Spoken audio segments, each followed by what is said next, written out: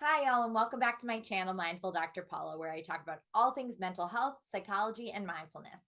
I'm here to help you break free from anxious, obsessive, and avoidant patterns so that you can heal your relationship with your mind and your body. Today, I want to talk about one of my favorite types of mental health treatment, acceptance and commitment therapy, or ACT. And specifically, we're going to talk about whether or not ACT is the right approach for you. There's a lot of conversation out there about mental health lately, and I'm so happy that therapy is becoming much less stigmatized. But I think we have to talk about how therapy isn't one size fits all, because there are actually tons of different theories and approaches to therapy, and some of them are going to work better for some people than others. In case you're new here, hi, I'm Dr. Paula Friedman. I'm a licensed clinical psychologist, certified intuitive eating counselor, and the owner of Humankind Psychological Services in Chicago.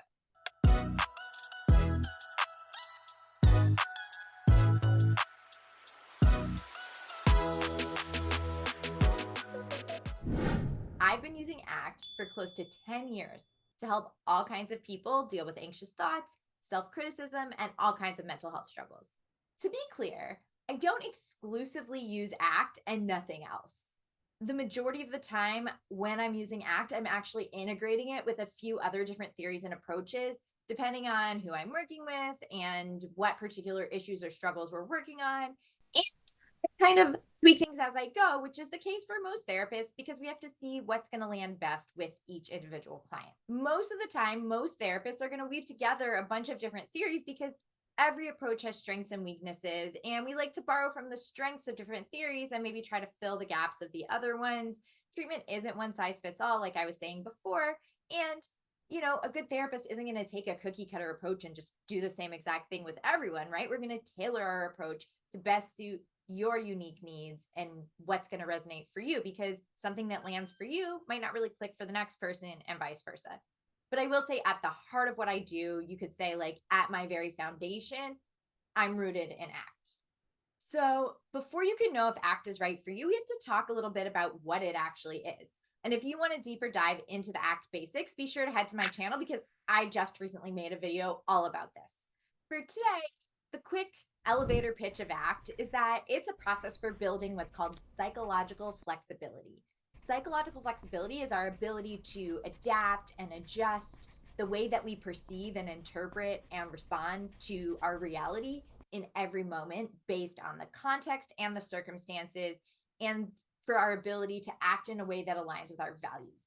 And I know that that's a lot, but again, if you want a deeper dive, go to my other videos on this subject. And just kind of the gist of it is that you can think of it as your ability to not treat every moment as exactly the same and not try to predict the future based on what has happened in the past, but truly assess in every moment what's going on right now. What am I thinking? What am I feeling? How am I going to not let my thoughts and feelings dictate my reactions? How am I going to respond with clarity, with calmness? And how am I going to act in a way that I'm going to look back on later and be proud of myself for?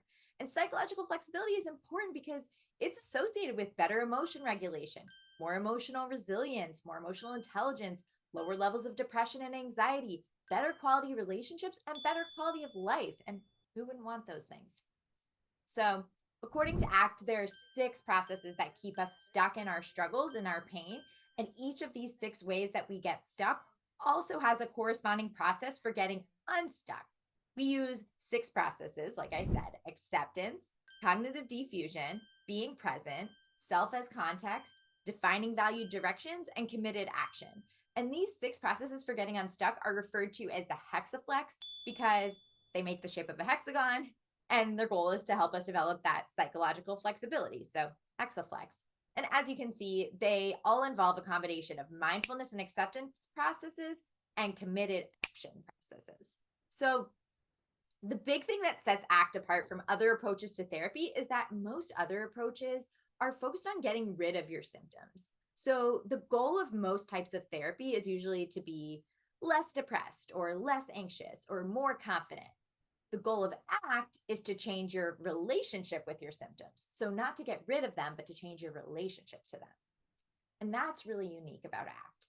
In ACT, we believe that sometimes symptoms are just a part of being alive, right? Like, all humans experience sadness, fear, worry, discomfort. Pain is a natural part of being alive.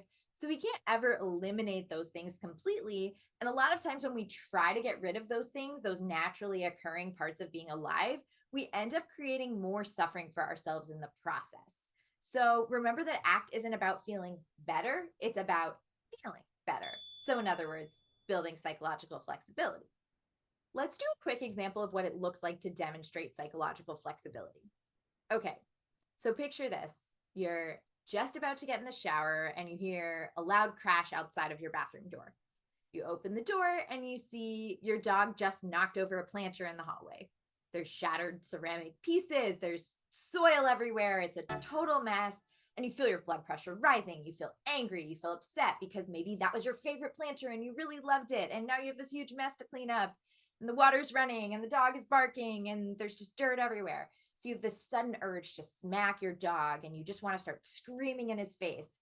But as you process what just happened and you notice the reactions that are coming up in your body, you might take a few deep breaths to calm your nervous system. You might go back into the bathroom, turn off the shower because you're not about to jump in anymore. You come out, you start to clean up the mess. You look over at your dog's adorable face and you realize it was an accident. He's just an animal. He doesn't know any better. And even though yelling at him might feel like kind of cathartic for a second because you would have a release for your anger, you would probably feel guilty after you finished because you love him and you want to treat him with kindness and compassion. You don't want to yell at him. You don't want to be a jerk.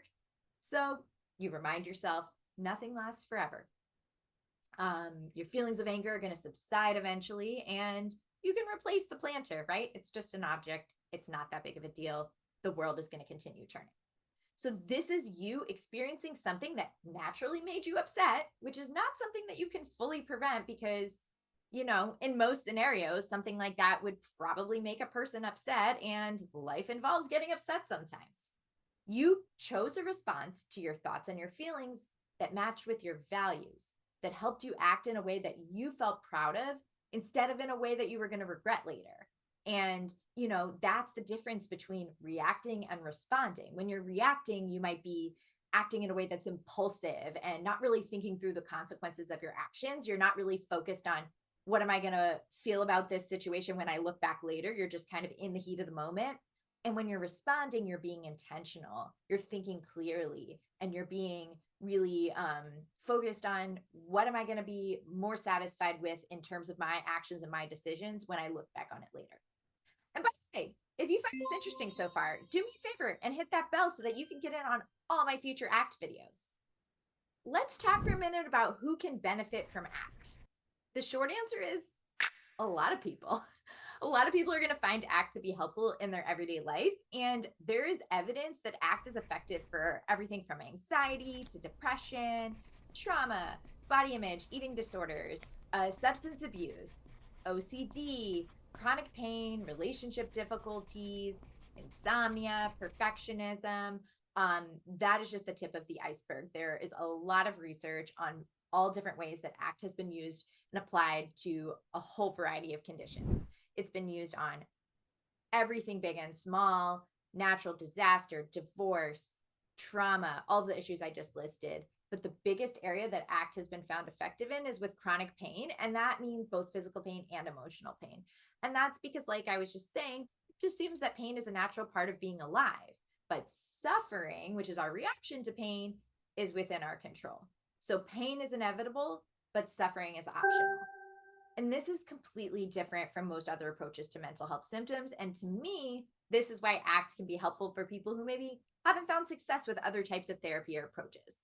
Because a lot of other therapy approaches are going to try to tell you, think more positively, or change your thoughts to change your life, or here's how you can remind yourself that your thoughts are irrational, right? Or unrealistic. And that might work for some people, but I can tell you that it never worked for me. As someone who has dealt with anxiety and anxiety related disorders for pretty much my whole life, like ever since I can remember, I've struggled with some degree of clinical level anxiety.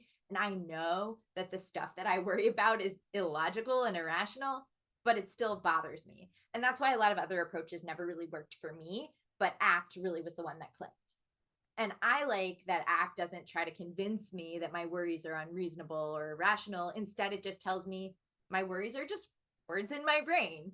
They might be true, they might not be true, but either way, they're just thoughts and they don't really have to mean anything unless I attach meaning to them. I don't need to try to get rid of them. I can kind of just treat them as like background noise, kind of like going off in the back of my head. And I don't have to take them that seriously. I can keep living my life. And if they're trying to tell me something important, I'll figure it out eventually. But I don't really need to concern myself too much with like analyzing every word that comes into my brain. So, ACT is what's called a third wave cognitive behavioral therapy. You may have heard of cognitive behavioral therapy, which is also called CBT. CBT became super popular, I believe, around the 1960s. And to this day, it's still one of the most popular therapy approaches. And CBT is focused on changing your belief system by challenging those automatic thoughts that pop into your head all day long. So CBT focuses on relationships between your thoughts, feelings, and behaviors. And ACT is similar to CBT because it's also focused on your thoughts, feelings, and behaviors. But ACT focuses on them in a little bit of a different way than CBT does. So instead of trying to challenge or change the thoughts that bother us, which is kind of what CBT is focused on, ACT teaches us how to accept those thoughts. So instead of convincing ourselves that the thing we're worrying about is silly or irrational, we learn how to say, that's just a thought. It doesn't have to mean anything just because it popped into my head. And just like how ACT is not about changing your thoughts, it's also not about changing your feelings. So instead of getting rid of feelings that you don't like worry, fear, insecurity, embarrassment, the things that maybe are like less pleasant for us to experience, ACT focuses on changing your relationship to those feelings because what you resist persists. So the more that you try to get rid of an emotion, the more power that emotion has over you. If you're feeling sad, instead of getting rid of the sadness, which you can't really do, right? You can like stuff it away or try to sweep it under the rug, but then it'll probably come out in some passive aggressive way later. So instead of trying to get rid of it, ACT is going to teach you how to accept it while it's there. Notice it as it comes and goes and changes and not let it dictate your behaviors. So just because you're feeling sad doesn't mean that you have to opt out of the things that are important to you in life. Doesn't mean you have to do anything about it. It doesn't mean you have to stay in bed all day and, never answer your phone, even if that's what you're feeling the urge to do.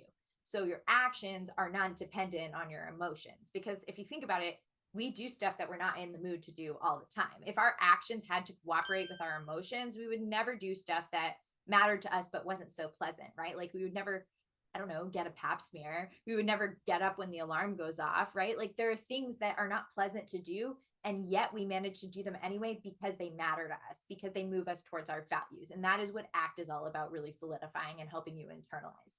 Just because you feel a certain way doesn't mean you have to do something about it. You can let it be there and still behave in the ways that are important to you. Like just how you were angry when the dog knocked over the planter, that didn't mean you had to express your anger in a way that was unkind. You have control over your actions, even though your emotions are not under your control. So that's a really important part of ACT to remember. So like we talked about before, ACT uses 6 core processes to help you build this flexibility in the face of life stressors and life struggles.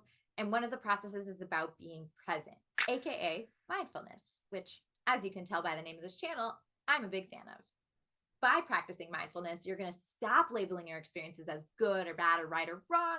You're going to start treating them with curious, non-judgmental observation. You're going to learn how to notice them without attaching too much meaning to them. And you'll do the same thing with your thoughts through a process that's called cognitive diffusion. And that's a process where you might just kind of notice your thoughts coming into your head, like random words in your brain. And even though words might mean something to you, they're still just groups of sounds and letters that you learn to attach meaning to. So not all thoughts and not all words, right, are important or accurate. So they really aren't always that deserving of your attention. Again, if you want to deep dive into all of this, I go much more in depth in my other videos on ACT that you can find on my channel. One other process I want to talk about really quickly, though, is called values clarification. And this is where you figure out what really matters to me in life. What type of person do I want to be? What characteristics and qualities do I want to embody? And once you have those answers, you can use those values to guide your everyday life actions and decisions through a process called committed action. And that's the commitment part of acceptance and commitment therapy. So, for example, if kindness is a value of mine, I'm going to commit to kindness by noticing when I have the urge to yell at someone I love for making a mistake, take a deep breath, and instead of yelling, I'm going to treat them with kindness that I know will make me proud of myself later. And these are just a few quick examples of the ACT processes. So go back and watch that video if you want the deeper dive. And if you want more info on ACT in the future and other mental health approaches, please be sure to hit the subscribe button and you'll get new videos every week. So even though I'm a huge fan of ACT, which you can probably tell by now, I also know that it is not the approach for everyone, and that is totally okay. Some people are going to want to dig deeper into their childhoods, or maybe you want to focus on analyzing the deeper meaning of your desires and behaviors. And ACT is more focused on the present.